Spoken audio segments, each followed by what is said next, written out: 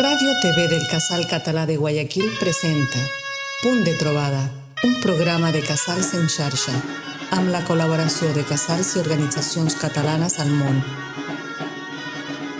i la Generalitat de Catalunya.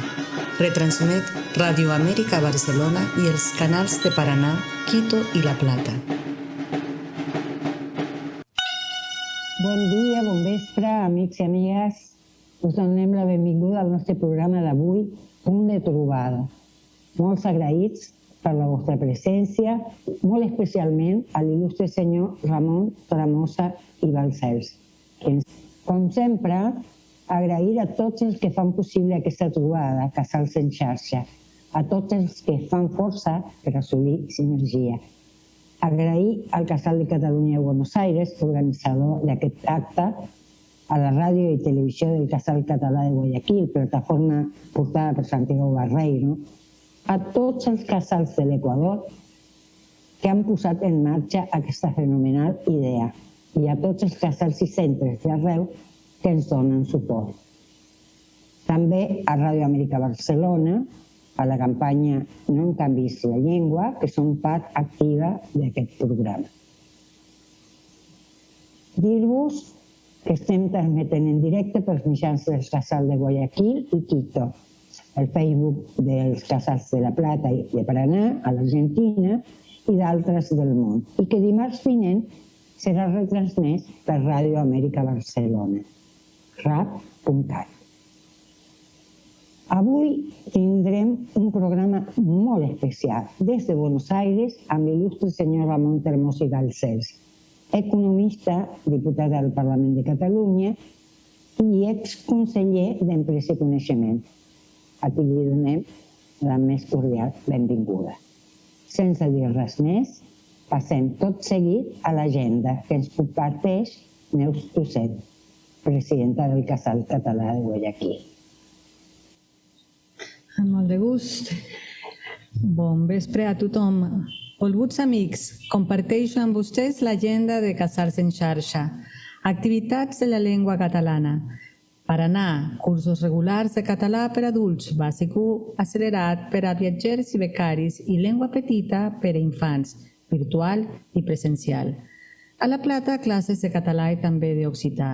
Catalunya, de Santa Fe i Capitán Sarmiento, Argentina, classes presencials i virtual. A Guayaquil, classes presencials tots els nivells tot l'any, Quito de la mateixa manera, classes tots els nivells tot l'any, virtual i presencial. Stuttgart, Alemanya, classes de català online per adults i xiquets. Buenos Aires, classes de català i per practicar el català es troben quinzenalment a Parlem-ne. L'Associació Mutual Montepío de Montserrat de Buenos Aires fa classes de català tot l'any. Associació Cultural Catalunya de Sao Paulo dona curs virtual de llengua d'iniciació bàsic 1 i 2. També en línia a la Universitat Amadé, la Universitat de Bolonya en llengua catalana en modalitat virtual i també literatura catalana a l'exili. Des de Lisboa, curs de català en diversos nivells i a Colònia, Alemanya, cursos de català 1, 2, 3 i escoleta. Córdoba, Argentina, curs d'idioma català en tots els nivells. Comunitat Catalana de Colòmbia ofereix curs de català per adults i per a nens i nenes per aprendre jugant de franc. Tòquio també ofereix classes de català de grup o particulars i el Casal Català de Múnich inscriu per al curs 2022-2023 de català per a nens i nenes. A Eslovènia, lectorat de català a la Facultat de Letras de la Universitat de Ljubljana. La Universitat Nacional de La Plata, Argentina, amb el suport del Casal dels Països Catalans, inicia curs de català en modalitat virtual, convocatòries i altres activitats permanents. Com és tradició catalana, les corals, des de Córdoba, Argentina, així també la coral Les Quatre Barres de Castelar, la coral Montserrat de La Plata i la coral La Moreneta de Capitán Sarmiento, Argentina. Mendoza, amb el seu coro Montserrat Vendrell, li proposa trobades per fer puntes de coixí. També Paranà ofereix puntes de coixí presencial i laboratori d'expressivitat cada dilluns al vespre. Escòcia fa castells al Centre Comunitat Sant Martí. Festa voluntari per la llengua, ara també de manera virtual. Participa, inscriu-te entrant a V-XL. Programes a mitjans i retransmissions. En Rap Ràdio, part activa de Casals en xarxa, trobes una àmplia programació entre Latinoamèrica i Catalunya, Ara pots trobar-li a Twitch, Spotify, YouTube i SoundCloud. A Buenos Aires, cada dilluns, Barça Ràdio per a AM 610, Ràdio Catalunya Itàlia, els dimarts a la plataforma Spreaker. També el Facebook de Paraná, Quito, La Plata i Guayaquil. Alguns dels nostres programes són retransmesos per TV Puragua, Canal 38 i La Premsa SC.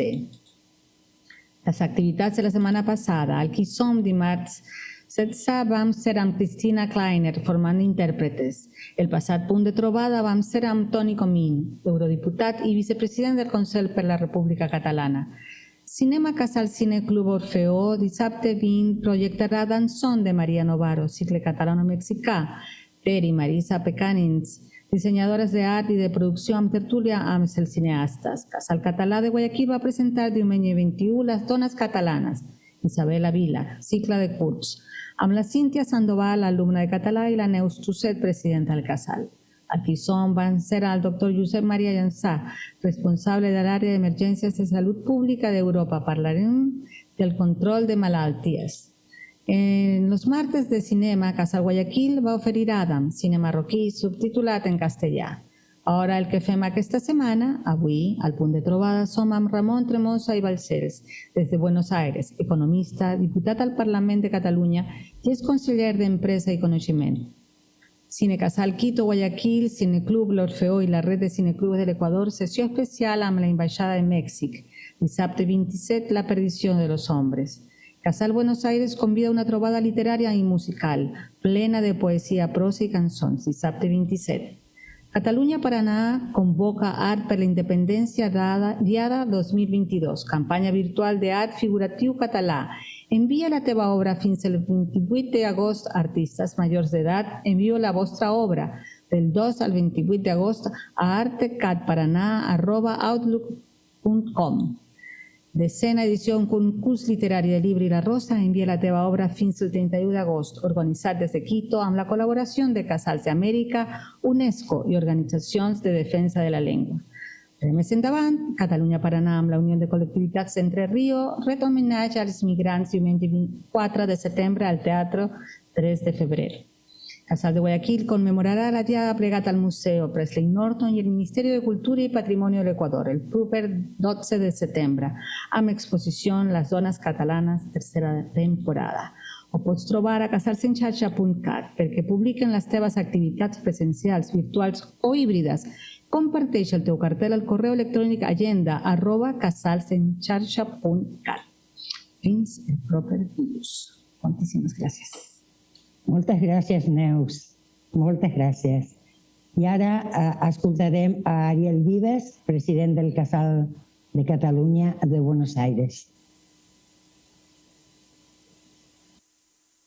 Som al Casal de Catalunya de Buenos Aires, avui amb una personalitat molt important, el diputat Ramon Tremosa, que ens està donant l'honor de fer-nos una visita. Així que avui tindrem la possibilitat de parlar amb ell i fer algunes preguntes, sobretot de qüestions polítiques i econòmiques. Dit això, como decimos siempre, quería hacer previamente una pequeña introducción respecto a que vamos a hacer la reunión, la entrevista en castellano. Los casals alrededor del mundo, que son una pequeña parte de Cataluña, ¿no es cierto?, en distintos territorios, tenemos dos misiones fundamentales. La primera, no importa el tamaño y no importa la antigüedad, todos los casals tenemos básicamente dos misiones. Una es acercar y ser un punto de encuentro de los catalanes residentes en cada país. Para mantener la lengua, las tradiciones, las danzas. Y la segunda misión muy importante es dar a conocer la cultura y la historia de Cataluña. Por eso, a veces, este doble estándar que parece sencillo de manejar es muy difícil, porque o se mantiene el idioma y se mantienen las costumbres, o se habla en español, en español rioplatense, para poder comunicar a quienes no están tan al tanto de los problemas y la problemática de Cataluña, y esta cosa, bueno, a veces genera un equilibrio difícil de mantener. Previamente con el diputado hemos tomado la decisión de que la haríamos en castellano justamente para poder a toda la audiencia aquí presente y por las áreas que no hable catalán, para que puedan entender un poco más esta cuestión, este conflicto que parece que tiene años, pero en realidad tiene siglos, entre Cataluña y España, ¿no es cierto? Así que hemos pactado y muy generosamente el diputado ha accedido a que hagamos la ponencia en castellano. Dicho esto, nos parece muy importante su visita, porque si bien hay aspectos históricos que son los que nosotros habitualmente tratamos de aclarar a quienes no están muy al día o a los que no están muy en conocimiento de las cosas, hay otra realidad que es la realidad de los catalanes que viven en Cataluña. Es la realidad del conflicto entre Cataluña y España, es el día a día. Conflictos políticos, conflictos sociales y sobre todo conflictos económicos. Creo que eso es lo más importante y es donde hoy le vamos a poder hacer las preguntas acá al diputado, que brevemente voy a hacer una presentación. Me dijo, no leas todo eso, que es un montón. Quienes quieran saber un poco de mí pueden buscar mis antecedentes en Internet, pero sí creo que vale la pena decir que es profesor titular de Teoría Económica de la Universidad de Barcelona, es especialista en financiación autonómica y defensor de la manufactura catalana.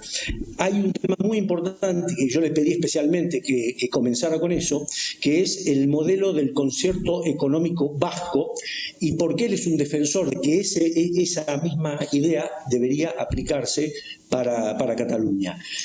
Fue eurodiputado durante 9 años y actualmente es consejero el año pasado. Estaba de ministro, pero ahora estoy de diputado. Perfecto. Así que bueno, los dejo en presencia de a quien ustedes han venido a escuchar, así que muchas gracias. Te reitero el agradecimiento por la deferencia de visitarnos. Así que bueno, nada, ya los dejo en él. Va a ser una exposición amplia y ustedes después podrán preguntar lo que les parezca pertinente. Muchas gracias nuevamente. Buenas tardes a todos, buena tarde. Muchas gracias por su invitación. Yo estoy aquí de vacaciones y siempre que voy a algún país donde hay un casal catalán me ofrezco. Yo soy escritor también porque estuve 20 años haciendo clases en la Universidad de Barcelona de Economía. Después tuve la suerte de estar 10 años en el Parlamento Europeo, que fue una gran experiencia.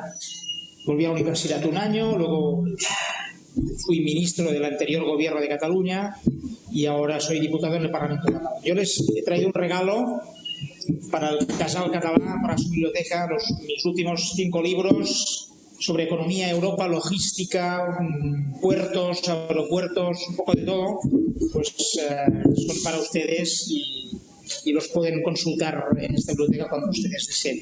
Si los quieren adquirir, lo pueden hacer tanto en papel como también en formato electrónico, que es más barato en la web de la editorial. Ahí se pueden comprar en formato electrónico. El catalán escrito es fácilmente entendible por un castellano hablante, si le pone un poco de buena voluntad. O sea, son lenguas hermanas, no hay problema. Bien, me ha pedido una pequeña introducción sobre la cuestión catalana. Cataluña en los últimos años ha tenido una gran presencia mediática en los principales medios de comunicación del mundo, porque, como ustedes saben, han habido grandes manifestaciones pacíficas en las calles de Barcelona. Y esto viene de que efectivamente la economía catalana ha prosperado mucho en los últimos años.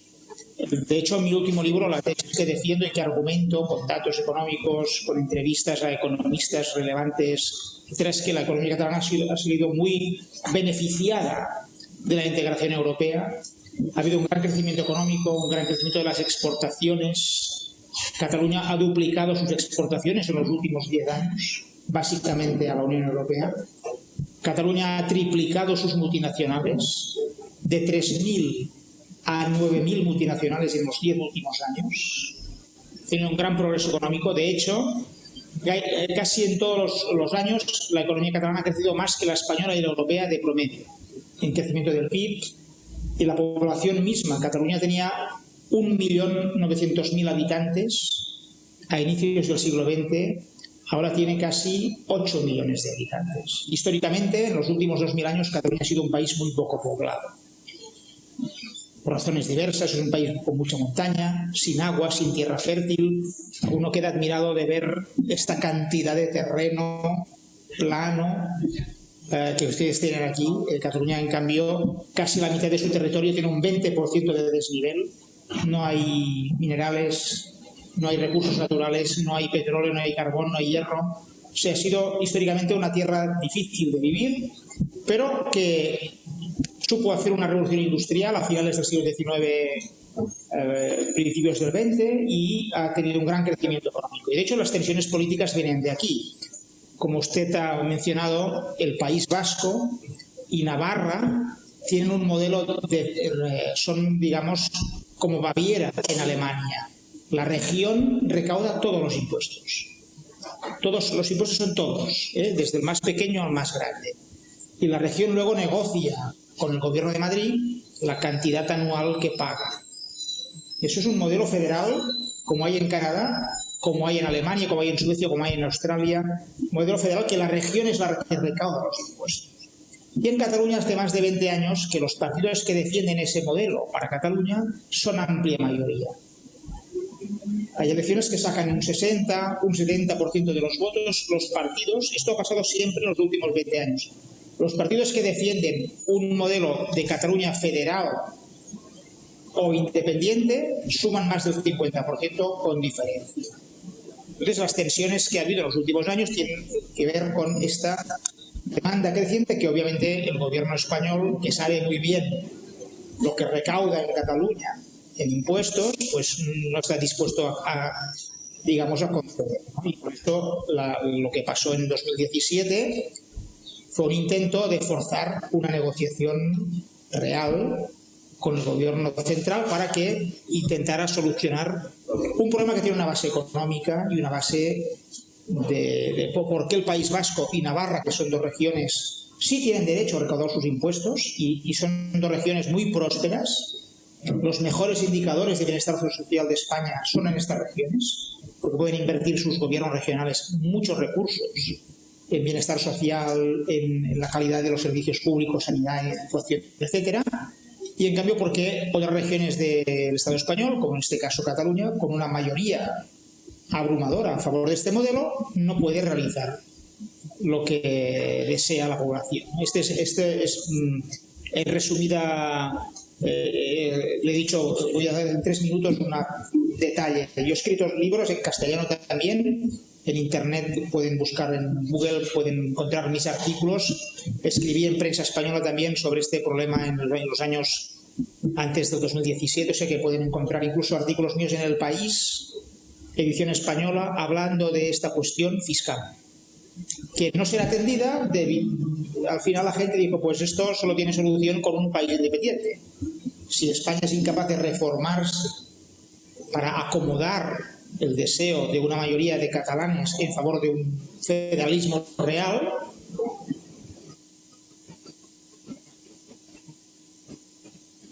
pues entonces la gente, pues todo el mundo sabe que no está bien resuelto. Bueno, se reprimió con policía, como ustedes saben, el 1 de octubre de 2017, y esto pues es evidente que no ha resuelto el origen de fondo de la reivindicación catalana, que en las últimas elecciones, por cierto, los partidos independentistas, en las elecciones de hace un año, sacaron el resultado más alto de la historia, más del 50% de los votos y subiendo. O sea que este tema tarde o temprano volverá, seguramente con otra generación de políticos, pero no se ha resuelto. Cuando un tema no se resuelve, pues está ahí latente hasta que vuelve a aflorar. Yo les quería hablar, yo en mi último libro básicamente analizo los beneficios que la integración europea de España y de Cataluña, y sobre todo de la moneda única europea, el euro, han tenido para la economía catalana. Ustedes saben que la peseta era la moneda que había en España antes del euro. Lo que quizás desconozcan es que la peseta era la moneda de Cataluña. Peseta, de hecho, es una palabra catalana que quiere decir pieza pequeña. Pesa petita, peseta. La peseta fue la moneda que había en Cataluña en el siglo XIX y que cuando España hizo en el siglo XIX muchas suspensiones de pagos, en la última que hizo, en 1865, pues digamos que se aprovechó para unificar monetariamente toda España a partir de la moneda fuerte que era la moneda de Cataluña. Y de hecho, el único primer ministro catalán que ha habido en los últimos 300 años de España fue el que unificó monetariamente, digamos, toda la península ibérica menos Portugal. O sea que Laureano Figuerola fue quien impulsó la unión monetaria.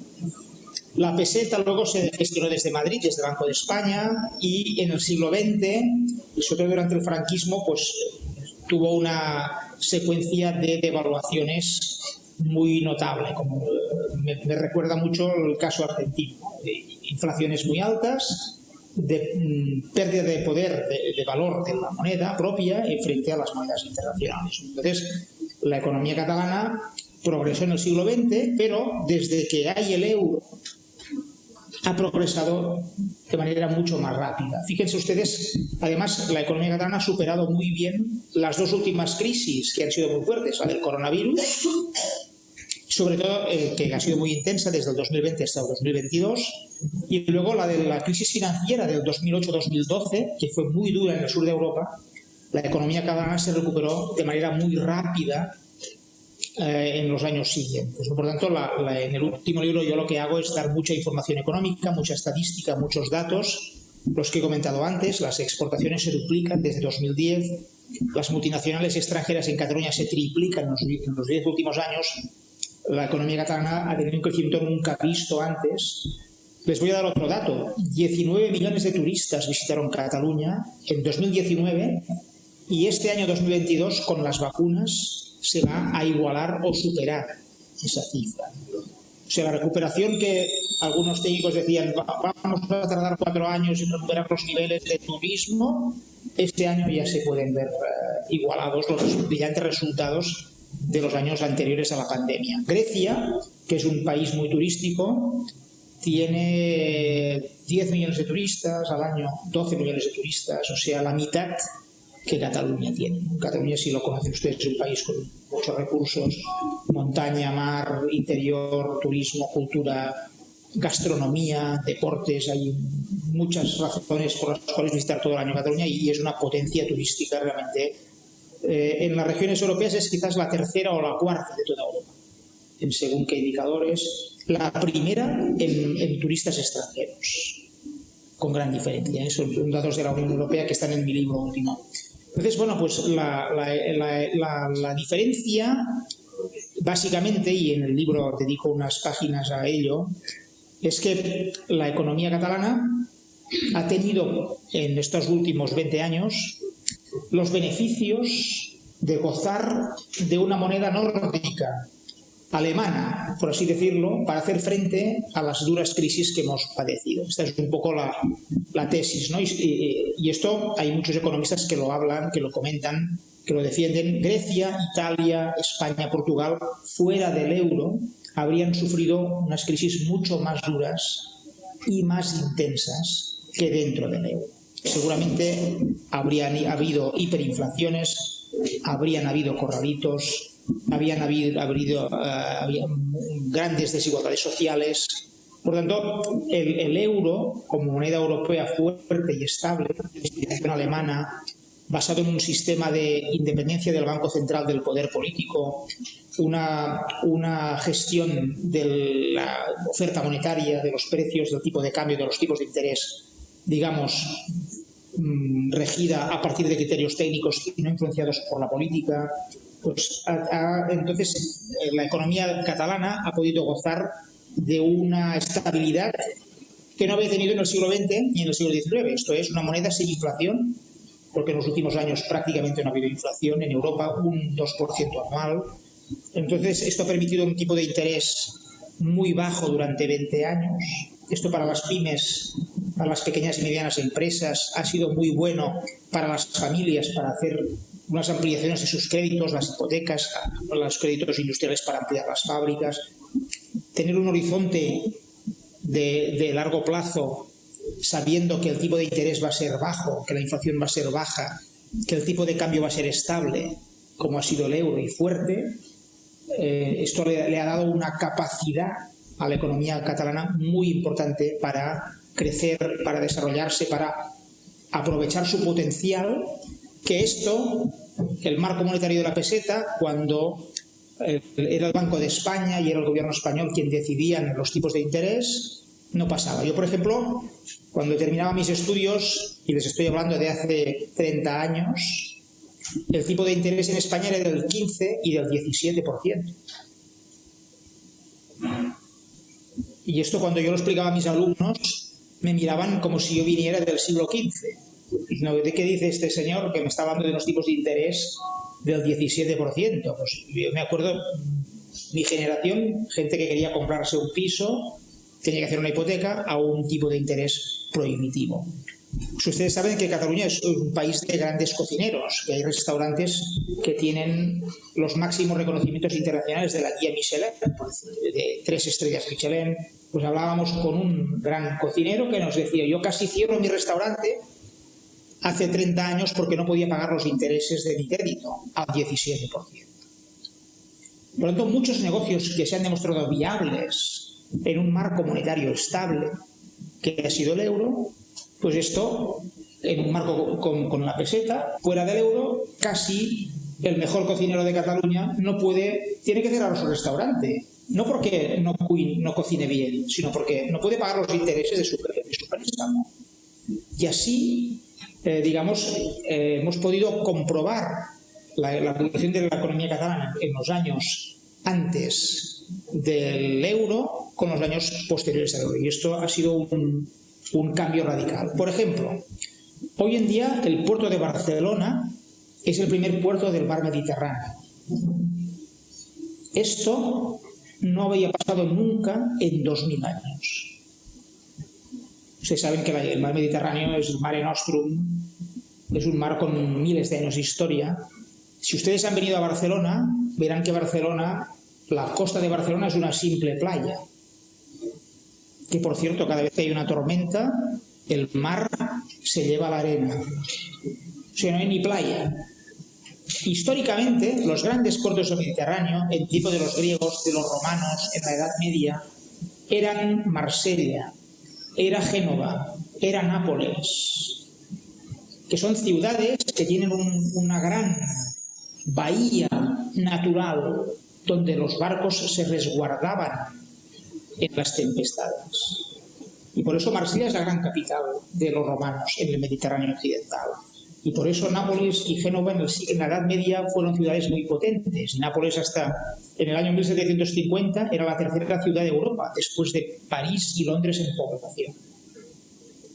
Gracias a que la geografía le había dado a su puerto un gran potencial, ¿no? Incluso el puerto de Sevilla, que tiene un río navegable, el Guadalquivir, pues eran puertos que históricamente habían pasado por delante, y en cambio hoy en día los puertos de Cataluña son, gracias a este nuevo escenario de estabilidad monetaria, de economía abierta, de integración económica y comercial creciente, pues hoy son los primeros del Mediterráneo.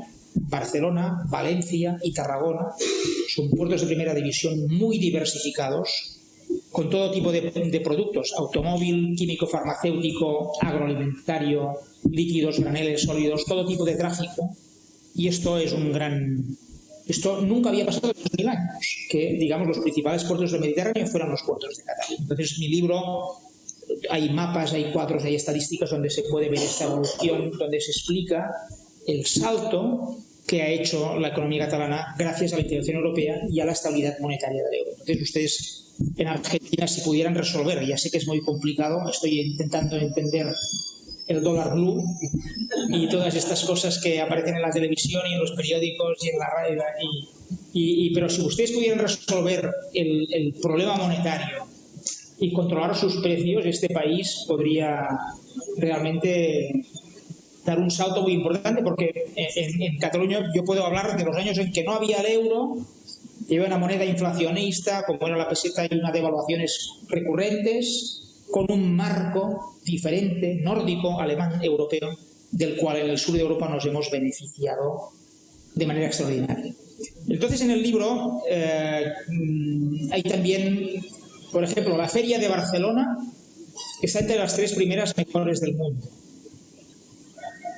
El World Mobile Congress, que quizás les suene, el gran congreso de los móviles, hace 15 años que se celebra en Barcelona, ha ido creciendo mucho y esto, además han renovado por 10 años los americanos y digamos, es un congreso que ha permitido a Barcelona desarrollar todos unos barrios y unos distritos tecnológicos que ya están reconocidos como uno de los mejores del mundo por, digamos, The Economist o Financial Times, que son la prensa anglosajona especializada. Ser ciudad con ferias y congresos mundiales relevantes ha permitido desarrollar nuevos sectores de negocio que no existían hace 10 años ni hace 20 años. Entonces en el libro hago un análisis del impacto macroeconómico que tiene el sector de ferias, congresos, que Barcelona los años antes de la pandemia superaba a París, superaba a Londres, a veces estaba entre el puesto 1 en el mundo, o el 2, 3 en el mundo, en organización de congresos mundiales. Cada vez más congresos europeos que quieren convertirse en congresos mundiales vienen a Barcelona, desde Bruselas, desde Ámsterdam, desde Londres, para crecer en Barcelona mundialmente. Porque saben que en Barcelona tanto un asiático como un americano se sienten como en casa. Y hay pocas ciudades europeas con este atractivo. Por lo tanto, es digamos, también la apertura internacional, la globalización, digamos, ha puesto en valor la ciudad que tiene una gran belleza, como ustedes poco menos pueden conocer, y también sus talentos y sus atractivos. La economía catalana, en Cataluña hay 12 universidades, 8 públicas, 4 concentradas privadas, y hay 60 centros de investigación de alto nivel. De hecho, Cataluña está siempre, cada año, entre el top 10, entre las 10 primeras regiones europeas, captando fondos de la Unión Europea para desarrollo e investigación. Y esto viene de antes del euro, pero digamos que la integración europea ha permitido captar multinacionales que colaboran con las universidades y con las pymes locales para crear unas sinergias que le han dado una potencia muy importante al sector de la investigación y al sector del desarrollo de procesos industriales. Entonces, este es un gran activo también de la economía catalana. Muchas multinacionales vienen a Cataluña porque saben que van a encontrar mano de obra preparada, saben que hay, digamos, centros de investigación donde pueden desarrollar sus proyectos, y esto le da una potencia a la economía catalana muy singular, muy interesante. Por lo tanto, en el libro, este último que vengo a presentar hoy y que les voy a dejar aquí en la biblioteca, hago un repaso de los activos, de los atractivos de la economía catalana que le ha permitido, digamos, tener una presencia en el tablero económico europeo que nunca antes, en 2000 años de historia, había tenido Cataluña. Y de hecho, las tensiones políticas son resultado también de que el Estado español invierte poco en Cataluña. Esto hay estadísticas publicadas en Madrid en ministerios que lo demuestran así. Cataluña tiene el 15% de la población española, genera el 20% del PIB español. Hay años que genera más del 25% de la exportación española. Es un área muy dinámica en el conjunto de España, pero recibe el 10% de la inversión pública del Estado español. Es un porcentaje claramente inferior a la población o a la producción o a las exportaciones de Cataluña. Entonces, si ustedes van a Barcelona, van a Cataluña y cogen un tren de la Renfe, que es la red de ferrocarriles españoles, verán estaciones abandonadas, un servicio muy deficiente, retrasos, harán un salto en el tiempo, digamos, a los últimos 50 años, porque ha habido poca inversión. Y entonces, digamos, de ahí el problema político que ha habido en los últimos años es para exigir unas inversiones acorde a lo que la economía catalana merece para seguir compitiendo en un mundo global donde las regiones punteras sí gozan de infraestructuras de última generación, muy potentes y muy interesantes. Yo casi prefiero responder sus preguntas, porque yo puedo hablar 3 horas seguidas, pero casi preferiría, si es que tienen preguntas, responderlas, porque así puedo dar respuesta si tienen preguntas concretas, porque yo les puedo hablar bueno, pues he escrito libros sobre bancos centrales e inflación, sobre la integración política europea, el Brexit, y hice un libro sobre el Brexit. Hay muchas cuestiones europeas también a las cuales me dediqué, pero bueno, ahora si tienen preguntas casi mejor responderlas. Va a ser difícil encontrar preguntas porque ha sido una exposición tan amplia que, bueno, hay que hurgar un poco.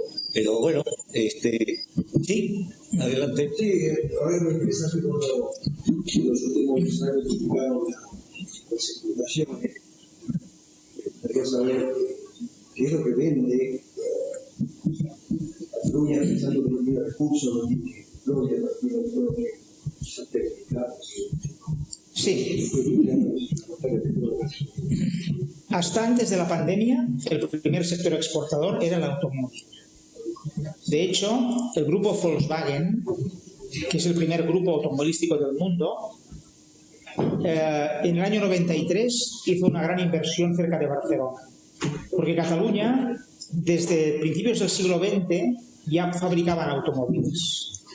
La hispano-suiza, compañías antes de la Primera y de la Segunda Guerra Mundial ya había industria automovilística en Barcelona, porque había mucha mano de obra industrial, habían muchos empresarios, emprendedores.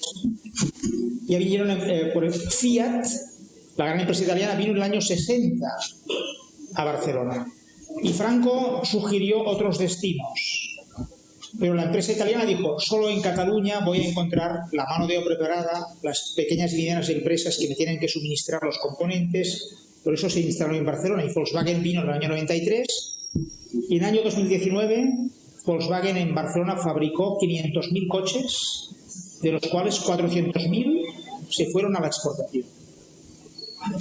Ahora, con la crisis del coronavirus, ustedes saben que las cadenas logísticas globales han sufrido roturas y hoy en Barcelona y en Europa, en España y en Cataluña, si quieres comprar un coche te puedes esperar un año tranquilamente porque faltan piezas, te va a llegar en 6 meses un volante. O sea, hoy en todo el mundo la industria automóvil está gripada y hoy en día el principal sector exportador, que en los últimos meses se ha recuperado mucho la exportación, superando los niveles del 2019, antes de la pandemia, el sector agroalimentario, el sector químico y farmacéutico le han tomado el relevo al sector del automóvil en la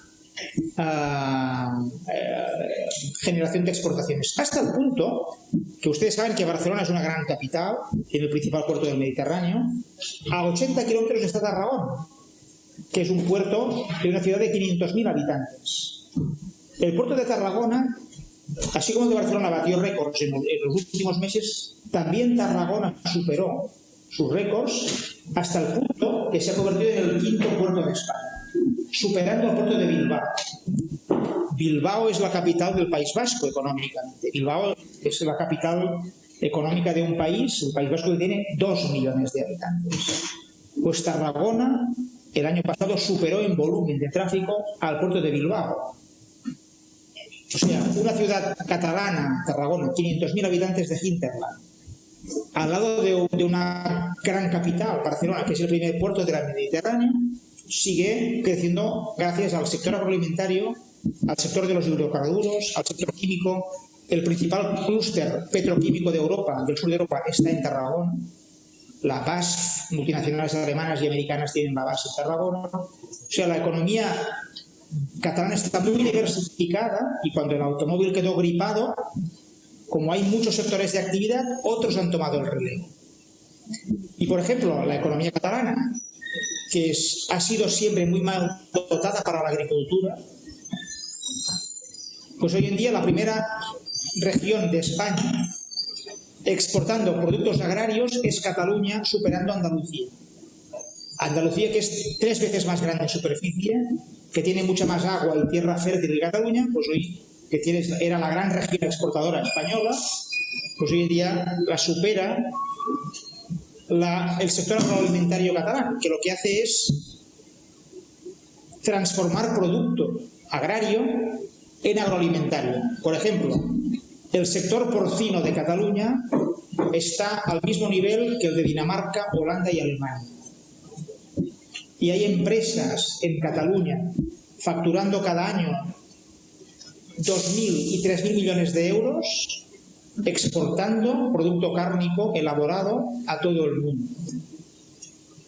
Y esto no existía hace 30 años. Había pequeñas empresas que han crecido aprovechando la libertad de comercio que ha brindado la Unión Europea a la economía catalana. O sea que los sectores principales hoy son agroalimentario, farmacéutico, químico y automóvil. Por cierto, y acabo con una información muy buena, la Comisión Europea ha comprado 100 millones de vacunas contra el COVID a una empresa de Gerona, IPRA, unas vacunas más baratas que la de Pfizer o AstraZeneca, adaptadas a las nuevas variantes últimas de COVID, que van a salir este septiembre-octubre a toda Europa, porque ha sido una empresa catalana de un pueblo pequeño de Girona que ha ido creciendo en los últimos años, que es una de las líderes del mundo en veterinaria animal, que con el COVID ha hecho el salto a la vacuna humana y hoy en día tenemos esta empresa donde trabajan 2.000 trabajadores que ya está produciendo vacunas de última generación compradas por la Comisión Europea para toda Europa de 100 millones en 100 millones, hecho desde Gerona, que está al norte de Barcelona. O sea que hay muchos sectores de actividad con mucha diversificación que, digamos, nos sorprenden gratamente con una vitalidad y un dinamismo que esto no lo puede decretar un gobierno. O sea, un ministro no se levante por la mañana y diga, hágase una vacuna. Voy a poner en el diario oficial, haremos una vacuna. No, esto es la gente, las empresas, los investigadores los que sacan adelante esos productos o no hay posibilidad. Entonces la economía catalana sorprende con una vitalidad en muchos sectores diferentes, que es lo que le da esta potencia. Por ejemplo, el PIB de Cataluña es tan grande como el de Finlandia o el de Dinamarca, el Producto Interior Bruto, y supera al de países como Irlanda, Portugal o Grecia, que tienen 10 millones de habitantes. O sea, si Cataluña fuera un país independiente en la Unión Europea, ocuparía de 28 países, ocuparía la posición 10, 11 o 12 en Producto Interior Bruto, cuando es un país muy pequeño físicamente, pero con una población que se ha multiplicado y con una actividad económica muy potente.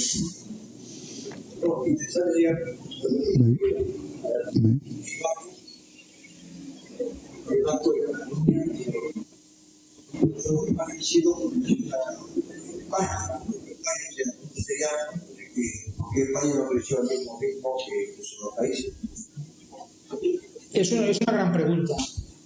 Si ustedes leen la prensa de Madrid, verán que en los últimos años hay una expresión que se ha popularizado, la España vacía. ¿Qué quiere decir España vacía? Quiere decir que Madrid, como ciudad, ha crecido mucho. La región de Madrid me parece que supera ya los 6 millones de habitantes, pero esto lo ha hecho desertizando todas las regiones de su entorno. Y esto lo encontrarán, no es que yo sea catalán y venga aquí a contarles mi versión interesada y subjetiva. Esto, si ustedes leen la prensa que se edita en Madrid o siguen los debates en el Congreso de los Diputados, verá que hay partidos de provincias pequeñas, Teruel existe, Soria ya, de pequeñas provincias que por primera vez se han independizado de los grandes partidos de Madrid. Y que dicen, votar a partidos madrileños ha conducido a una desertización de nuestras regiones. Y hablo de las Castillas, de Extremadura, de Andalucía, de las regiones que están en la periferia de Madrid. Y si usted coge un mapa de la población, verá como las regiones de Europa que más población pierden están en Castilla y León, por ejemplo. Están alrededor de Madrid. Madrid actúa como, además, diseñó una red radial de ferrocarriles de alta velocidad, toda radial, que ha vaciado más las regiones. Ha tenido un efecto de aglomeración, de concentración de recursos humanos, económicos, financieros, en un único punto. La economía catalana crece hacia el exterior, exportando, duplicando las exportaciones, captando multinacionales. O sea, lo que aporta Cataluña a la economía española es un juego de suma positiva, porque su crecimiento es hacia los mercados internacionales. Pero Madrid crece con un juego de suma cero. Lo que gana Madrid, región, Madrid, ciudad, lo pierde Castilla-León, Castilla-La Mancha, Extremadura, Murcia, Andalucía, Asturias, toda la cornisa cantábrica, sufre una gran decadencia, la gente joven se va, la gente mejor preparada se va a Madrid. Yo he leído informes demoledores sobre cómo en estas regiones los mejores estudiantes universitarios se van a Madrid, que es muy legítimo y es muy lícito, pero para mí esta estrategia de reducir Castilla a una simple ciudad no es un modelo de éxito, porque Alemania, que es el país que mejor funciona de Europa, es un país federal con una red de ciudades medianas de 2, 3, 1 millón de habitantes, con los poderes fiscales repartidos en 17 regiones que son independientes fiscalmente, que tienen gobiernos que pagan impuestos, vigilan a los bancos, gestionan las infraestructuras, y este no es el modelo de España, en que todo el poder político, económico, financiero, tributario se concentra en un único punto. Hay un catedrático español que se llama Jiménez Villaverde, si no voy equivocado, que hace 25 años que vive en Estados Unidos y que cada año va a Madrid a la Fundación del Pino, que es una fundación muy importante, y la última conferencia que está disponible en Internet es demoledora, diciendo la España vacía es irreversible, y cuenta cómo el centralismo español inflige unas ineficiencias muy grandes al conjunto de la economía española, que la economía catalana capea por su expansión internacional. Pero si Cataluña fuera una economía cerrada y no exportara nada ni tuviera intercambios con otros países y tal, pues también seguiría esta rueda de pérdida de población, de pérdida de dinamismo. O sea, pero esto, si ustedes van al Google y ponen España vacía, les van a salir muchos artículos. Les va a salir Jiménez Villaverde con esta conferencia que hizo este junio en la Fundación del Pino, que fue demoledora, diciendo por qué los españoles que te encuentras por el mundo son eficaces, son competentes, hacen muy bien su trabajo, destacan en muchas profesiones. ¿Por qué hacen también su trabajo en los organismos internacionales y en cambio en Madrid, en el Estado español, las dinámicas son cada vez menos eficientes? Es un debate, es una conferencia de 1 hora con muchos datos que Jiménez Villaverde, que no es catalán, ustedes pueden decir, ha venido un catalán a contarnos su versión. No, yo les cito Jiménez Villaverde, que en su última conferencia en la Fundación del Pino, que es una fundación madrileña, donde hizo una autocrítica que no hace la clase política en Madrid. Porque los catalanes podemos tener razón o no en nuestro modelo de queremos otro diseño de los ferrocarriles, otro diseño de la fiscalidad, queremos una autonomía más evidente. Ustedes pueden decir, están equivocados. Muy bien, podemos estarlo, pero no hay autocrítica ninguna en la capital de España. Y esto, la España vacía, hace que florezcan multitud de partidos uniprovinciales en muchas provincias que se han visto, digamos, mermadas, y no es culpa de los catalanes ni de su proceso político hacia más cotas de autogobierno, sino que tiene que ver con unas dinámicas centralistas de querer concentrar en un único punto todos los recursos humanos, financieros, tributarios, económicos de un país. Y eso es un modelo equivocado en mi entender, porque los países europeos más eficaces no se han organizado de esta manera, sino de la contraria. Yo quisiera, perdón, hablaste del PIB. ¿Cuáles son las cifras anuales respecto a lo que Cataluña aporta y cuánto es lo que vuelve? Porque ese contraste realmente es impactante. Yo les voy a ver, ustedes conocen el diario Expansión. El diario Expansión es el diario económico más importante de España. Ustedes saben que el día 1 de octubre de 2017 hubo un referéndum en Cataluña. no autorizado. 2 días antes, el 29 de septiembre, en el diario Expansión, toda la página era para el ministro de Economía, Luis de Guindos, donde decía: vamos a ofrecer a los catalanes el modelo de financiación del País Vasco. El coste son 16.000 millones anuales. O sea, el ministro Luis de Guindos, de Economía de Madrid, reconocía y ponía cifras a la diferencia entre lo que los catalanes aportan cada año en impuestos que no reciben. A esa diferencia entre los impuestos pagados y las inversiones y el gasto público recibido en el territorio. Y lo decía, o sea, no lo digo yo, está en el periódico Expansión, en toda la portada. Luis de Guindos ofrece a Cataluña una solución como la demanda que os he contado antes, que hace 20 años que los partidos que quisieran un modelo económico, financiero, de financiación regional como el País Vasco, pues le ponía cifras, y esta cifra es de 16.000 millones de euros al año. No sé en pesos a qué equivale, tenía que multiplicarlo, pero es una cifra equivalente al 10% del PIB. En términos del PIB de Cataluña, esto es un 10% anual. Esta diferencia de lo que sale menos lo que entra, salida neta sin contrapartida, es un 10% del PIB anual. Es como si durante 40 días todo el trabajo de los catalanes se fuera sin volver nada.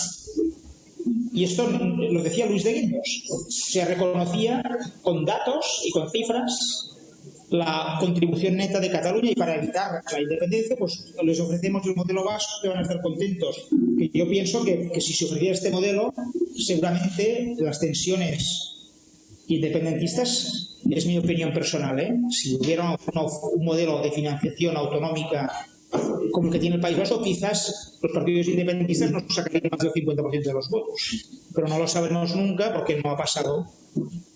No podremos demostrar esta hipótesis alternativa. Diputado, y Ariel, aquí al Zoom ya hay manos levantadas y preguntas escritas. Y por otra parte, ¿hay alguna posibilidad que le acerquen un micrófono a quien hace preguntas en la sala? Porque no se escucha desde el Zoom. Gracias. ¿Podemos darle paso a Oriol Roig para hacer la pregunta?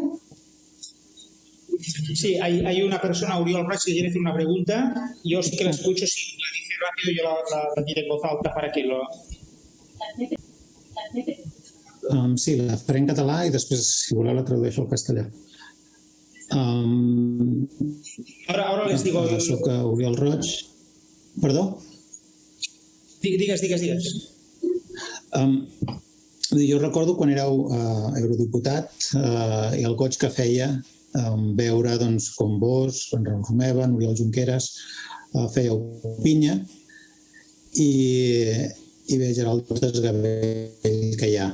Hi ha cap possibilitat de que es pugui recuperar aquell esperit que hi havia quan era eurodiputat entre els diversos partits catalans? Sí. En castellà. Oriol Roig me pregunta por mi etapa de eurodiputado, donde yo colaboraba activamente con los también eurodiputados Oriol Junqueras y Raúl Romeva, que eran de otros partidos políticos. Bien, yo en el Parlamento Europeo veíamos a los diputados de todos los países actuar conjuntamente.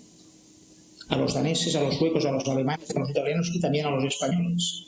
Y si realmente queríamos ser un país normal, pues los diputados catalanes del Parlamento Europeo teníamos que actuar como si fuéramos un país normal. Y de ahí que desarrolláramos unas dinámicas de colaboración que fueron muy buenas, porque los diputados de diferentes partidos políticos catalanes acudíamos conjuntamente, igual que hacían los de todos los demás países, pues cuando había un problema con la pesca o con la industria o con las regulaciones financieras, pues acudíamos conjuntamente a las reuniones.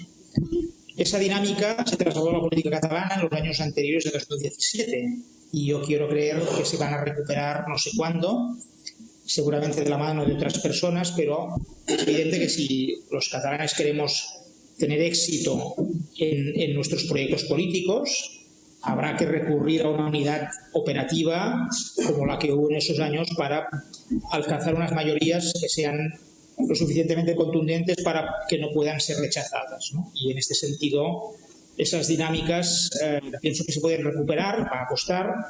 No olvidemos que el Oriol Junqueras fue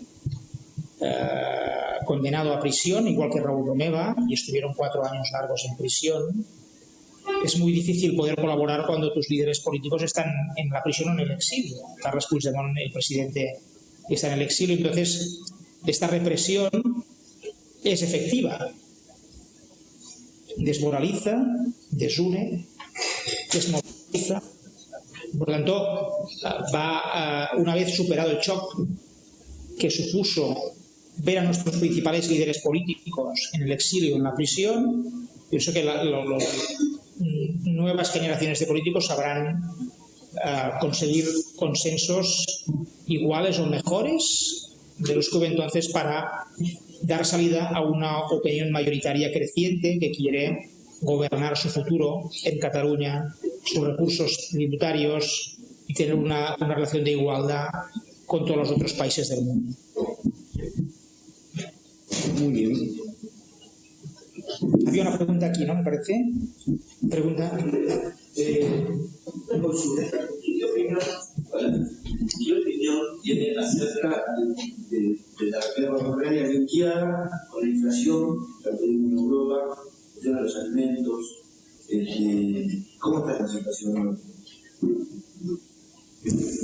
¿Cuántos minutos tengo para responder esa pregunta? Claro, esto da para otra conferencia. Yo no tengo prisa, estoy de vacaciones, ustedes sabrán. Pero claro,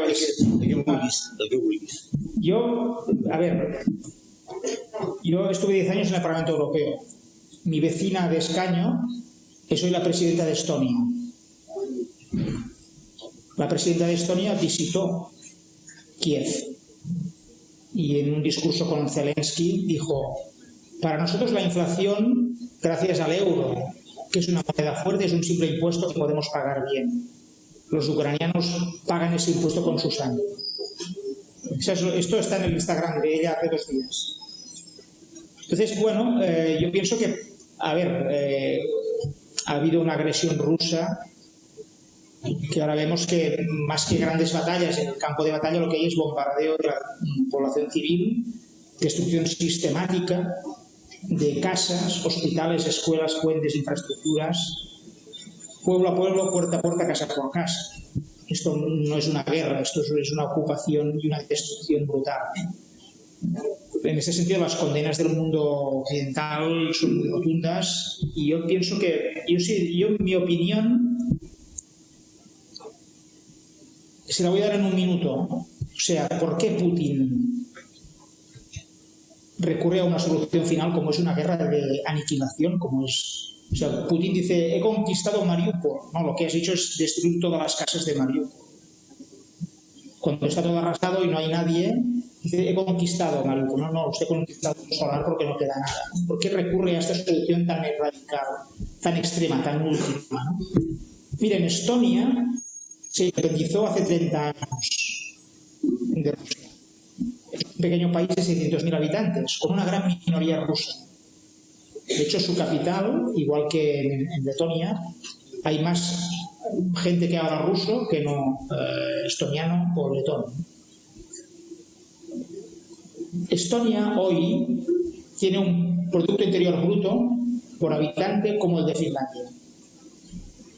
Entró hace 20 años en la Unión Europea y con gran rapidez entró en el euro, aprovechó los beneficios de la integración económica y comercial y los estonianos han hecho un gran salto. Y los rusos que viven en Estonia y en Letonia también lo han hecho. Y Polonia en pocos años va a estar en el nivel de Estonia. Y Hungría y Chequia y los países del antiguo bloque soviético están convergiendo y creciendo muy rápidamente gracias al euro y al mercado común europeo y a la Unión Europea. Zelensky es rusófono. Su lengua materna es la rusa, no la ucraniana. Y él no era un nacionalista ucraniano de toda la vida, más bien al contrario. era un ucraniano de lengua rusa, como tantos hay en el Donbass, en el este del país. Y Zelensky ganó las elecciones en Ucrania, las últimas que hubo hace 2 años, con un 70% de los votos, que es una mayoría muy grande, frente al candidato prorruso. Y además ganó en todo el país. Si ustedes miran el mapa político de Ucrania, siempre tenía 2 colores. En la parte occidental, donde se habla ucraniano, cerca de Polonia y Hungría, ganaban los partidos ucranianos, y en la parte del Donbass, tocando a Rusia, ganaban los partidos prorrusos. Pues Zelensky, que era rusófono, ganó en todo el país con una mayoría aplastante, incluso en todos los distritos que votaban partidos prorrusos, con un discurso clarísimo, contundente, pro Unión Europea, pro Euro y pro OTAN. Y entonces ahí es donde Putin ve una enmienda a la totalidad. Si no hace nada, Ucrania, que es un país rico, con reservas de gas muy potentes, una potencia agroalimentaria conocida, muy importante, en 15 años se pone al nivel de Estonia. Y los ucranianos son hermanos, no primos hermanos, son hermanos de los rusos, de lengua, de tradición, de religión, de toda la vida. Y entonces, claro, el siguiente paso, ¿quién es? Que el ruso medio diga, hombre, los estonios ya son como los finlandeses, los polacos, los húngaros, y ahora también los ucranianos van a gozar de una moneda estable y fuerte, de unas oportunidades crecientes, de un nivel de vida cada vez más alto, y el ruso medio, ¿cómo vive? Como hace 30 años, porque Rusia es un país muy rico, que exporta mucha energía, que vive de exportar gas y petróleo, y que se lo gasta todo en armamento. Y no en políticas sociales, en universidades, en investigación, en mejorar el nivel de vida del ruso medio, que vive en condiciones muy inferiores a las de que vive hoy en Estonia. Y eso sí que es una enmienda a la totalidad al modelo oligárquico ruso, en donde muy pocas personas controlan grandes industrias y grandes conglomerados energéticos, y donde la riqueza queda repartida con unos grandes empresarios muy pocos, muy ricos, y la gran masa de la población pierde nivel de vida. Y ahí es donde, para mí, esta es mi opinión personal, yo habiendo estado 10 años con diputados bálticos, polacos, de los países de la antigua Europa del Este, y habiéndolos escuchado 1000 veces, y su temor a Rusia, al expansionismo militar ruso. Fíjense, Finlandia y Suecia, siempre neutrales, han entrado en la OTAN, porque han visto la amenaza de invasión militar de Rusia muy creíble. Muy creíble. Entonces, digamos, Finlandia había sido un país siempre neutral. Ahora hicieron una votación en el Parlamento finlandés y el 98% de los diputados dijeron sí a la OTAN. Pues es porque la población de estos países limítrofes con Rusia ve un peligro de que si Putin conquista Ucrania en 2 días, sin oposición y nadie dice nada, pues al cabo de 5 años pues puede ser otro país, como fue Georgia en 2008. Entonces, digamos, mi opinión es que Putin ha visto amenazado el modelo económico oligárquico ruso que funciona desde el año 1945, de una oligarquía muy pequeña pero muy poderosa, con un gran conglomerado militar industrial,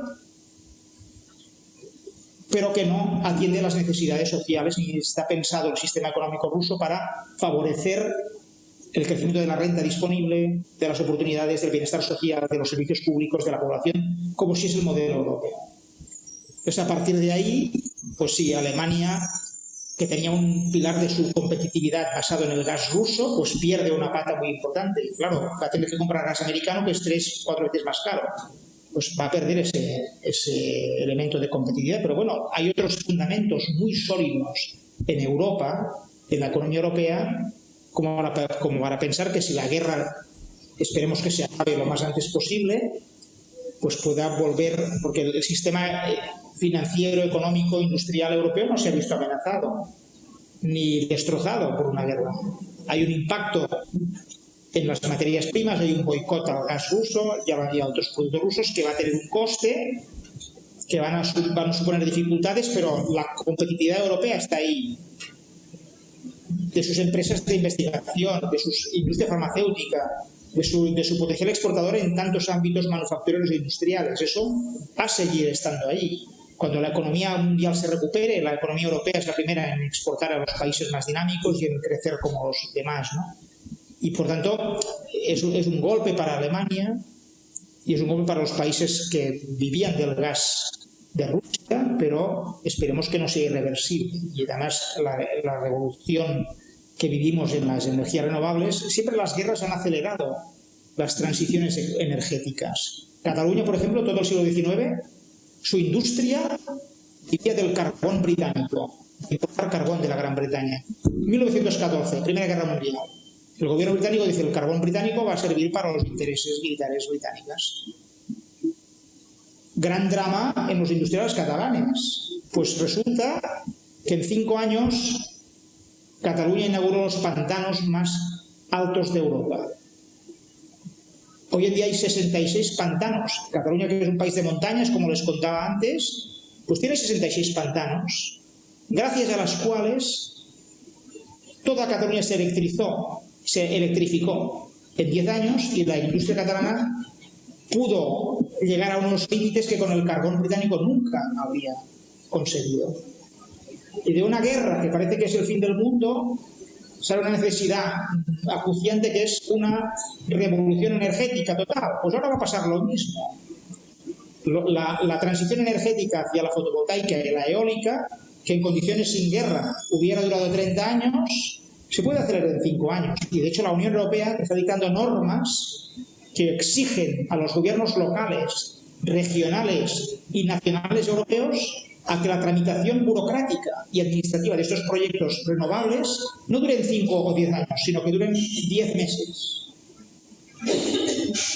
Por lo tanto, toda guerra puede ser una oportunidad y normalmente las guerras suponen aceleración en las transiciones energéticas o económicas o industriales.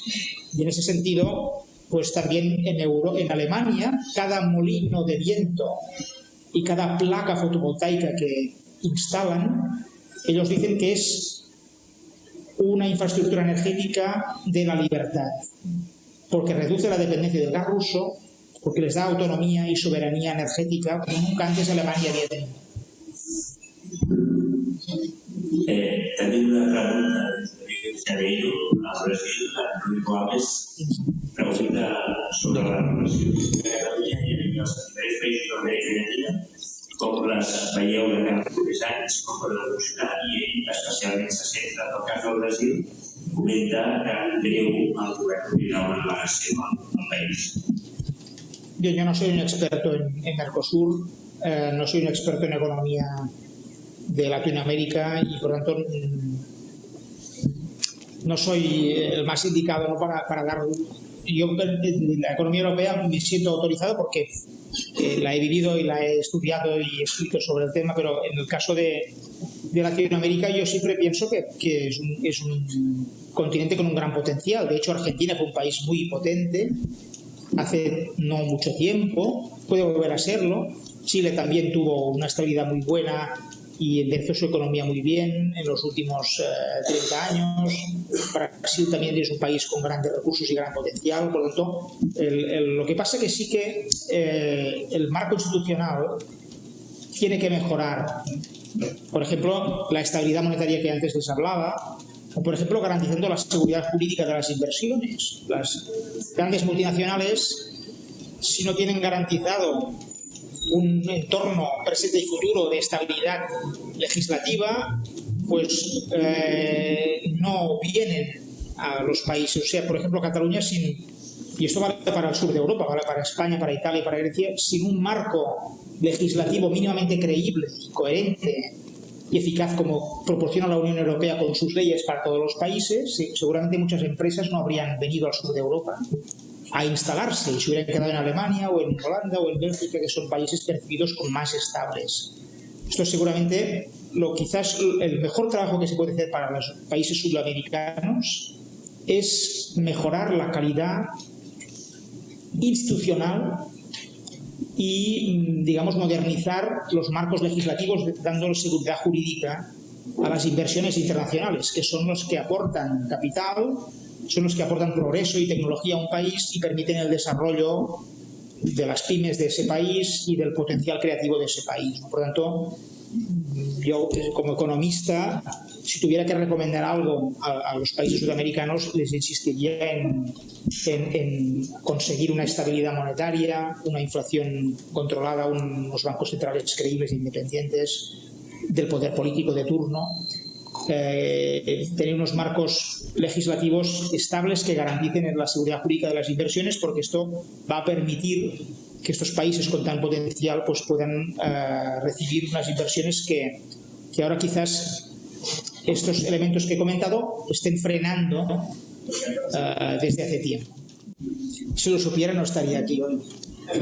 O sea, esto, no sé, el futuro no está escrito. A mí me gusta Macron, que parece un político nórdico, sueco, hablando a los franceses como nunca antes un primer ministro francés les ha hablado, con una franqueza más propia de un político sueco que de un político francés, ¿no? Ustedes piensen, por ejemplo, que los primeros ministros franceses, de Gaulle, hizo creer a los franceses que ganaron la Segunda Guerra Mundial, cuando todos sabemos que la ganaron americanos y británicos principalmente, ¿no? O Mitterrand hizo creer a los franceses que eran de izquierdas, cuando todos sabemos que Francia es un país de pequeños propietarios, bon vivants, que tienen aprecio por la propiedad privada y les gusta. Por lo tanto, en el sur de Europa hay mucha impostura, ¿no? El discurso político va por una parte, intenta la retórica mostrar una imagen que no es la real. En cambio, los nórdicos son más calvinistas, son más directos, son más sinceros. Quizás Macron ayer hiperactuó con este discurso del final de la abundancia, del dinero barato, la energía barata, anunciando que viene un periodo que para el norte de Europa va a ser especialmente duro, de restricciones de consumo a los cuales no están acostumbrados. Pero digamos que Macron tiene parte de razón en anunciar que puede haber un otoño duro, y esto es inteligente, presentar un escenario de los diferentes probables que hay, coger el peor, porque así, si no se cumplen todas las perspectivas súper negativas, la situación psicológica de la gente es mejor. Por ejemplo, hoy en día casi todas las materias primas están en niveles iguales de antes de la guerra de Ucrania en febrero. Si ustedes cogen gasolina, cereales, minerales, cobre, verán el gráfico que sube febrero, marzo, abril, mayo y han vuelto a bajar. Menos el gas y alguna otra, la mayor parte de materias primas, y por ejemplo, esto es una muy buena noticia, en Estados Unidos hay síntomas de desinflación. O sea, no van a llegar al 15% por Navidad. El escenario más probable en América es llegar al 6% en Navidad, no al 15%. No está subiendo la inflación continuadamente como en los últimos 6 meses y va a seguir subiendo. Hoy ya podemos decir, y he leído el New York Times ayer y hoy, ya indicadores de que gracias a que las materias primas de todo el mundo están cayendo casi todas a niveles preguerra, esto ha quitado tensión a la Reserva Federal para seguir subiendo tipos de interés, que los va a seguir subiendo, pero no con la alegría, con la intensidad, con la amplitud que lo haría si el ritmo de crecimiento de las materias primas fuera siguiendo. Por lo tanto, Macron hace un ejercicio muy nórdico, muy, digamos, que ha llegado hasta la Argentina, muy bueno, muy eficaz de propaganda, es decir, presentar un escenario muy malo, que si se cumple, tú ya lo dijiste, y si se cumple a medias y la situación es mejor, pues vamos a respirar doblemente descansados, ¿no? Entonces, ¿esto cómo puede afectar al proceso catalán? Bueno, esto daría para otra sesión, porque también la política catalana es compleja, es un parlamento con 8 partidos,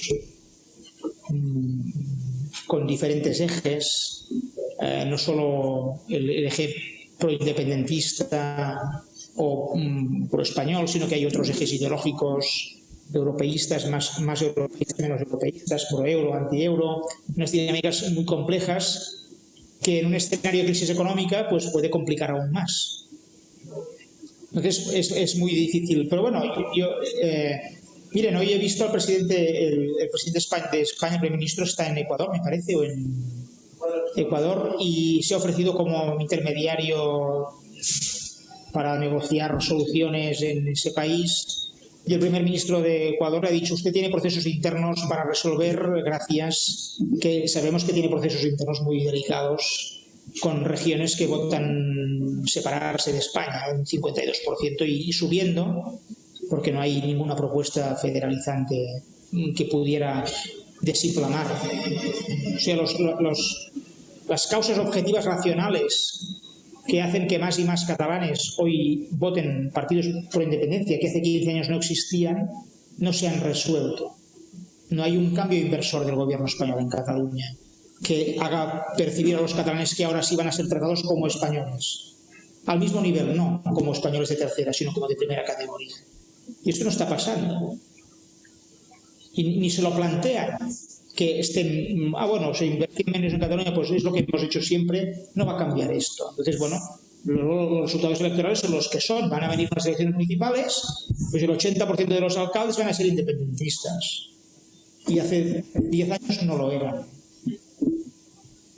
Entonces, bueno, pues esta dinámica, tú nunca sabes la historia por dónde vas a ir.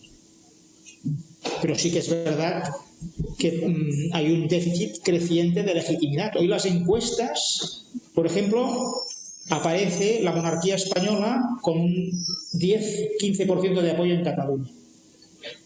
Cuando el rey Juan Carlos, que hablaba catalán en público, era muy popular en Cataluña. Pues esto tiene un punto de inflexión en el discurso que hizo el 3 de octubre de 2017 el príncipe Felipe, que en lugar de intentar arbitrar como una monarquía parlamentaria europea, o intentar mediar, intentar conseguir una aproximación, dijo: hay unos buenos catalanes y unos malos catalanes. Y a por ellos vamos a dar palos a los malos catalanes, que hoy son más del 50%. Entonces ahí cae la monarquía española, y el rey de España no puede pasear por las calles de Cataluña normalmente. No porque lo diga yo, sino porque él sabe que no va a ser bien recibido, y no porque haya violencia en Cataluña, pero sí va a escuchar silbidos y va a convocar un acto público y no van a ir las principales autoridades, los principales investigadores, los principales empresarios. Entonces, esa pérdida de legitimidad no es, no sabemos cómo se va a canalizar, no lo sabemos, pero sí que es verdad que si más y más catalanes sienten que son discriminados fiscalmente, en inversiones, en gasto público, menospreciada su lengua, prohibida en el Congreso de los Diputados y en el Parlamento Europeo por decisión del gobierno español. Yo he estado en el Parlamento Europeo 10 años diputado. Martin Schulz, alemán socialista, Antonio Tajani, conservador italiano, han hecho declaraciones públicas diciendo: no hay ningún problema que el catalán pueda utilizarse en el Parlamento Europeo. En el diario El País, 4 de febrero de 2012, hay una página de Martin Schulz diciendo: se puede hablar catalán cuando quiera el gobierno español. Y el gobierno español ni del PP ni del PSOE quiere. Entonces, bueno, esto es un elemento. Yo recuerdo que Raúl Romeva se hizo independentista por esto. Mi lengua, yo hablo con mis hijas que ven televisión y en los libros y en casa, no puede ser utilizada en el Parlamento Europeo porque España lo prohíbe. La única manera de poder hablar catalán es ser un país normal, independiente, pues voy a ir por la independencia. Y se hizo independentista por una razón de lengua. No solo de discriminación fiscal, que también hay muchos catalanes de origen español que votan independentismo porque se sienten discriminados de tercera. Españoles de tercera no quiero serlo a nadie, ni yo tampoco.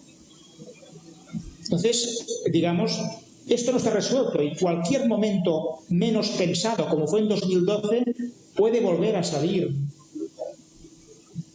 una manifestación pacífica que tiene una traducción parlamentaria que puede ser mucho más grande, que entonces ya sea... Mire, Josep Piqué fue ministro de Aznar, ministro de Exteriores, que es una cartera muy importante.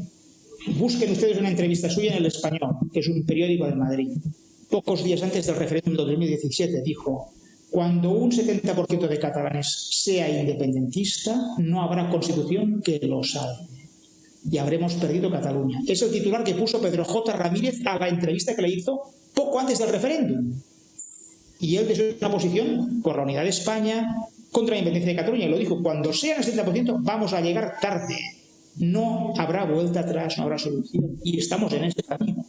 Entonces puede tardar más, puede tardar menos. Escocia puede votar su independencia en poco tiempo y puede entrar a la Unión Europea, y eso va a ser un espejo irresistible para más y más catalanes. Escocia puede votar ser independiente en paz, sin prisión ni represión ni exilio para sus líderes, sin violencia policial, sin amenazas.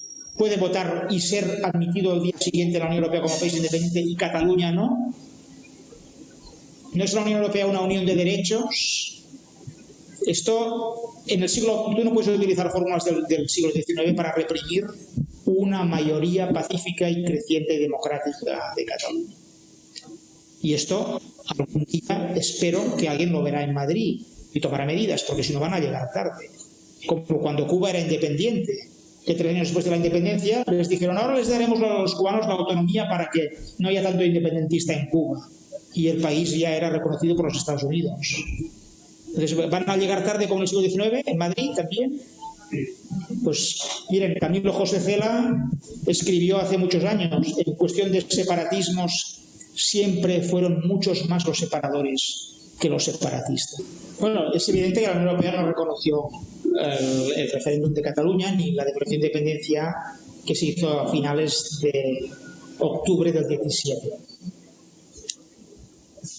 La Unión Europea es un grupo de estados y obviamente el primer país en la Europa occidental que se independice abrirá un melón, ya sea Cataluña o sea Escocia,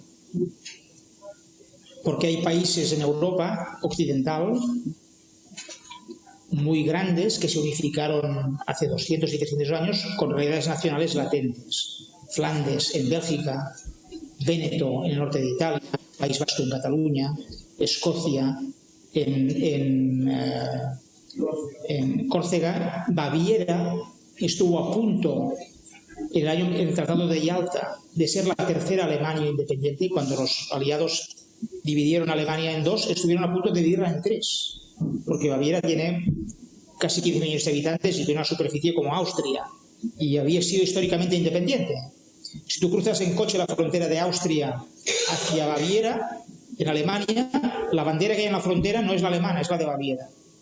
Si tú vas a Bruselas, la embajada de Baviera está delante del Parlamento Europeo y pone el ministro de la República Federal Alemán de Baviera.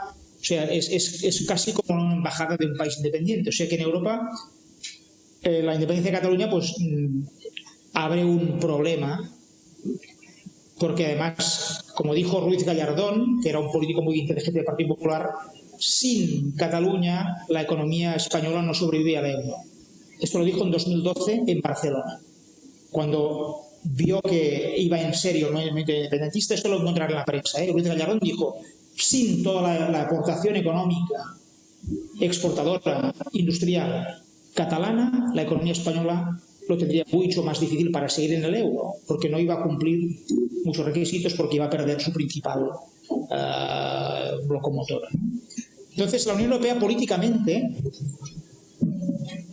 jugó un papel de: no voy a reconocer un proceso no digamos reconocido por Madrid, pero sí que, por ejemplo, el 1 de octubre, el primer ministro de Bélgica, Charles Michel, a las 12 del mediodía, cuando eran públicas las imágenes de la violencia policial en Barcelona, hizo un tuit diciendo: basta a la violencia policial, diálogo político para resolver Cataluña. El presidente Michel hoy es el presidente del Consejo Europeo, que es la institución europea más importante, más que la Comisión Europea, más que el Parlamento Europeo. Cuando la prensa de Madrid criticó mucho al primer ministro de Bélgica, Charles Michel, por estas declaraciones, curiosamente, a las 12 del mediodía la Policía Nacional dejó de pegar a los votantes en Barcelona ciudad. En las comarcas de Lleida, de Tarragona y de Girona, todo el día la Guardia Civil y la Policía Nacional siguieron, requisando urnas, no pacífica, sino violenta, como hay miles de vídeos que lo atestiguan. Pero en Barcelona, que había muchos eurodiputados, muchos diputados nacionales y muchas televisiones y muchos periodistas nacionales, allí se dejó la policía dejó de intervenir violentamente en las escuelas porque además se concentraban miles de personas. Charles Michel, el 16 de octubre de 2017 hace una entrevista en Le Soir de 2 páginas, donde él respondía a los ataques que recibió de la prensa española. El titular de Le Soir, y eso lo encontrará en internet, dice: una mayoría de primeros ministros de la Unión Europea me apoyan en el tuit que hice el día 1 de octubre. Ese es el titular de Le Soir, que es el principal diario de Bélgica, de la Bélgica francófona. Yo creo que está la parte que habla holandés, flamenco, y Standard es el periódico principal que simpatiza claramente con Cataluña, porque Flandes y Cataluña ha habido una gran simpatía históricamente hablando, y los partidos flamencos mayoritarios apoyan la independencia de Cataluña, como se ha visto públicamente en sus primeros líderes. Pero es significativo el primer ministro de Bélgica, que ya se veía que tenía posibilidades de presidir el Consejo como preside desde 2019, pues ya hizo un titular muy interesante. Ese mes de octubre, ustedes saben que cada mes todos los primeros ministros se reúnen en Bruselas una vez. Es muy interesante ver el tuit que hizo la embajada alemana en Bruselas, la embajada alemana en la Unión Europea, que cada mes pone principales temas a tratar en la reunión de primeros ministros, pues el Tratado de Libre Comercio Europa-Corea del Sur, regulaciones medioambientales del porcino europeo. Hay temas 1000. El tuit de la embajada alemana en la Unión Europea decía Cataluña como uno de los 3 puntos a tratar. Y se ha publicado en la prensa de Madrid que Angela Merkel preguntó a Rajoy delante de todos los primeros ministros: ¿qué vas a hacer en Cataluña? ¿Qué solución propones para resolver la crisis política alemana? Esto es un tema interno, no tienen por qué meterse. Esto ha salido publicado, yo lo he leído en El País y en El Mundo, o sea, esto es público. Después de las elecciones catalanas que provocó el gobierno español en Cataluña en 2017, usted sabe que se suspendió la autonomía y se convocaron elecciones sabiendo que los líderes estaban en prisión o en el exilio. El gobierno de PP pensó: es una ocasión para que los partidos pro unidad de España ganen ampliamente las elecciones y se acabe políticamente el proceso. Esas elecciones las ganó el independentismo catalán con más de 2 millones de votos. Nunca antes había habido más de 2 millones de votantes por la independencia, con una participación de más del 80%, nunca vista en la historia electoral de España, una participación tan alta, o sea que una legitimidad absoluta. Si usted consulta desde las elecciones por el 21 de diciembre, antes de Navidad, el 27 de diciembre, Günther Oettinger, comisario alemán, brazo derecho de Merkel, expresidente de Baden-Württemberg, hizo unas declaraciones que usted puede encontrar en internet, saliendo en toda la prensa alemana, catalana, española. La solución para Cataluña es una constitución. El federalismo alemán es una solución para Cataluña, pero federalismo alemán como el que tiene Baviera. La región recauda todos los impuestos, gestiona aeropuertos, puertos y trenes, supervisa la banca, tiene poderes para supervisar la banca al gobierno regional, y sus tribunales de justicia son de instancia última. No los tribunales de Madrid, los de la región. Estas soluciones, dijo, esto cabe en un tuit. El federalismo alemán cabe en un tuit. Región recauda los impuestos. Región gestiona aeropuertos, puertos y trenes. La región supervisa la banca y la región dispone de tribunales judiciales de instancia última, sin tener que ir al Supremo de Madrid o al Supremo. Esto es el plan Ibarretxe, que fracasó en 2007, me parece. El plan Ibarretxe, famoso, que presidió al caso vasco y que estuvo a punto de provocar un grave conflicto en el País Vasco, era para el País Vasco gestionar los impuestos, pero querían infraestructuras y tribunales, igual como Baviera, y también se dijo que no. Y fue una demanda pacífica del Partido Nacionalista. Pues bien, Günther Oettinger lo dijo: hay que dejar a los partidos independentistas gobernar. Y luego a Puigdemont se le prohibió el acceso telemático y a los ministros se les imprisionó, se les puso en prisión y se les condenó a 100 años de prisión a todos juntos. Pero Günther Oettinger dijo: hay que dejar ganar hay que dejarlo ganar los que ganan las elecciones. Cataluña merece una constitución, porque así lo han pedido otra vez los votantes, y una solución para Cataluña y para España está en el federalismo alemán, no en la autonomía, que no tiene, Cataluña no tiene nada de estas 4 cosas hoy en día, sí en un federalismo real. Por tanto, Europa ha hecho mucho más de lo que parece, porque pues, por un lado dijo, no hay una mayoría muy clara por la independencia, no hay un 60%, un 70% que sea inapelable, todavía no existe esto, pero sí que ha dado mensajes a Alemania. La CDU de Merkel, que era el partido de la misma familia política que Rajoy, dio mensajes muy claros sobre si esto no se resuelve, va a emerger con más fuerza en el futuro. Tú ahora reprimes, metes en prisión, mandas al exilio, descabezas, decapitas, y esto desmoraliza, desune, divide, esto desmoviliza, es verdad, y ahora lo estamos viviendo. Esto es una solución a corto plazo, pero como las causas todavía el sentido de agravio y de represión son mayores que hace 5 años, esto va a volver sobre la mesa. Y eso yo he hablado con muchos diputados de todos los partidos en toda Europa que lo reconocen. Hay un problema político en Cataluña y no hay ningún gobierno español todavía que lo haya puesto sobre la mesa con voluntad de resolverlo. Va a volver con más fuerza. Yo no sé cuándo, ni cómo, ni dónde, ni con quién, no lo sé. Pero como no hay desaparecido la causa objetiva, sino que se ha agravado con una humillación. Ustedes pónganse en la tesitura, su partido político, sus líderes, que ganan las elecciones una y otra vez, y cuando quieren llevar adelante su programa pacíficamente son mandados a prisión y condenados. O sea, los presos catalanes van a Madrid porque hay una causa por rebelión que en la sentencia no aparece, porque no había rebelión, pero se les quitó la posibilidad de ser juzgados en Cataluña, se los llevó a Madrid, se los puso 2 años en prisión provisional, se les pusieron 10 años de condena con un delito que luego no existía. Y luego la sedición no lo reconoce nadie en Europa porque ya no existe.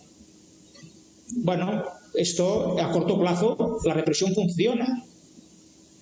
Pero esto a medio plazo, la rotura sentimental de muchos catalanes que nunca habían sido independentistas ha sido brutal. Y esto... Yo no veo a nadie en Madrid que tenga ningún atisbo de autocrítica. Hemos hecho cosas mal en Cataluña, vamos a hablar sinceramente, esto no existe. Hay mentalidad de conquistador y punto.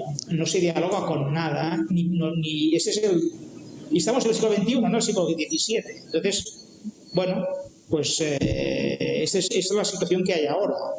Yo no les sé decir, la Unión Europea, por una parte, no apoyó un proceso de independencia que no reconocía al Estado español, o es mejor un escenario escocés donde el gobierno inglés sí que negoció un referéndum, pero también dio mensajes muy claros de que no estaba de acuerdo con la represión que Madrid hacía, ni cómo Madrid no atendía el Estado español las causas de fondo que han provocado que una región que no era un país, una nación, como usted quiera, como era Cataluña, en los últimos 100 años no había habido nunca un movimiento independentista, ahora lo hubiera y fuese pacífico. Y además tengo que decirle que cantidad de intelectuales, investigadores, científicos, todos los rectores universitarios, gente, líderes económicos, industriales y empresariales, artísticos, culturales, musicales, se han posicionado por un referéndum y por la independencia de Cataluña. Mire, en Cataluña en esto fuimos pioneros, porque hubo una sequía muy intensa en los años 2003, 4, 5, 6, durante 3-4 años, incluso un ministro comunista se encomendó a la Virgen de Montserrat en sede parlamentaria. En un debate parlamentario, incluso dijo: Mar de Déu de Montserrat que plogui a Cataluña.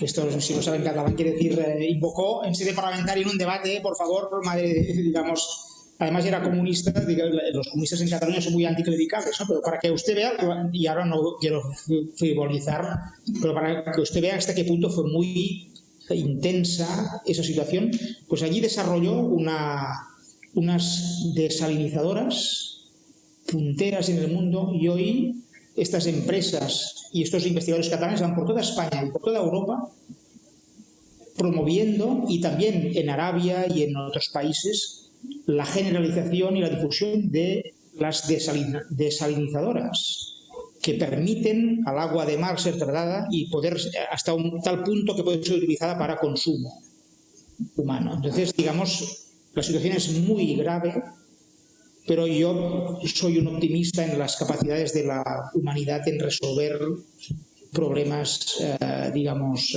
por ejemplo, una gran noticia de la revolución renovable es que en todo el mundo hoy se construyen centrales hidroeléctricas reversibles. Ustedes saben que una presa, un pantano, el agua baja una vez, se aprovecha en una turbina, genera energía y se va hacia el mar. Esto es cuando había poca necesidad de energía y, digamos, era suficiente con un solo uso del agua. Hoy en día es una técnica que hace 30 años que ya funciona. Las turbinas se cambian a turbina bomba.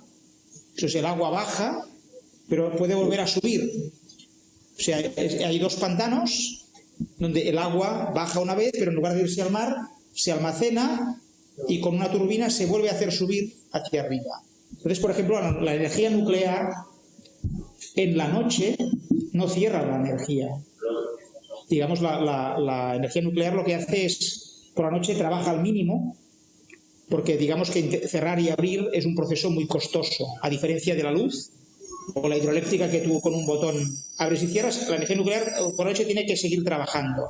Pues en Francia y en los países nucleares más avanzados y también en Cataluña, que hay varias centrales nucleares, digamos que por la noche la energía eléctrica que es mínima se utiliza para ir al Pirineo y subir agua hacia unos pantanos que hay en 2.000 metros. Y esta energía cuesta cero, prácticamente por la noche no hay demanda, todo el mundo duerme, las fábricas cerradas.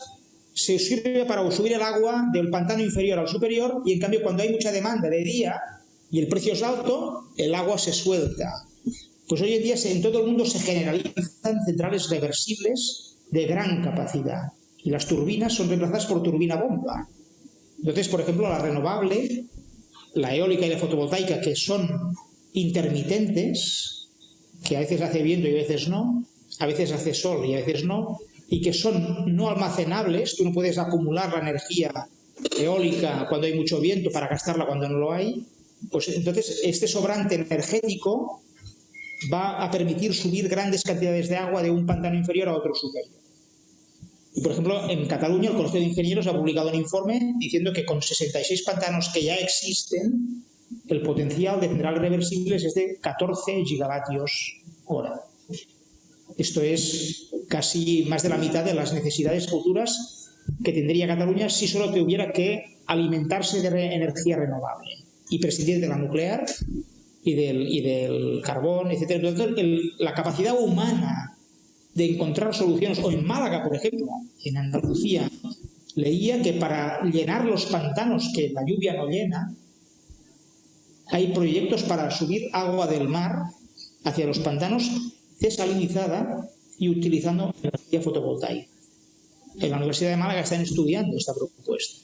Por lo tanto, yo soy muy pesimista, yo que no soy ingeniero, que soy economista, pero que he podido hacer un libro que saldrá en octubre sobre energías renovables entrevistando a ingenieros, me lo he pasado bomba, porque me ha abierto un escenario y unas posibilidades que todavía no leemos en los periódicos. Esto ya no son sueños de unos científicos iluminados, sino que esto se está trabajando seriamente y por tanto que tiene posibilidades de que en pocos años las guerras aceleran estas transformaciones y por tanto en pocos años viviremos una revolución del agua como nunca antes hemos visto. Y esto va a ser una magnífica noticia en positivo para el futuro de la humanidad. Muy bien.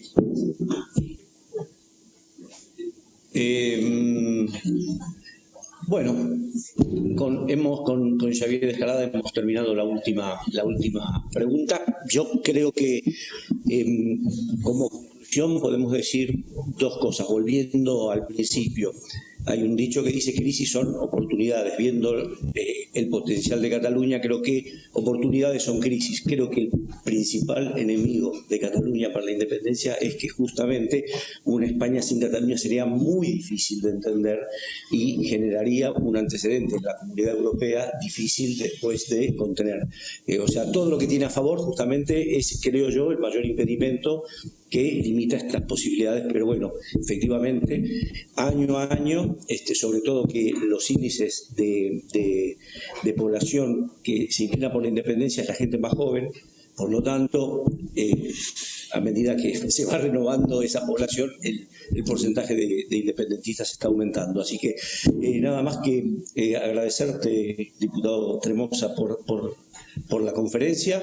Y bueno, nada, a todos ustedes, a la gente de Casales en Xarxa, a Marcelo Purqueras, como siempre, a Santiago Barreiro, Cristian Costa y a todos los que nos estuvieron viendo, agradecidos desde ya, a la gente de La Plata, que siempre nos acompaña, y a todos ustedes. Así que muchas gracias y nos veremos en la próxima. El mes de septiembre será un mes de ciclos muy potentes también, así que bueno, los esperaremos nuevamente para poder compartir junto a todos ustedes. No sé si vols unir-te a català. Moltes gràcies a tothom per haver vingut. Un plaer ser aquí amb vosaltres. Molt bé. I ara podem fer. Hem arribat al final d'aquest interessant programa, amics i amigues.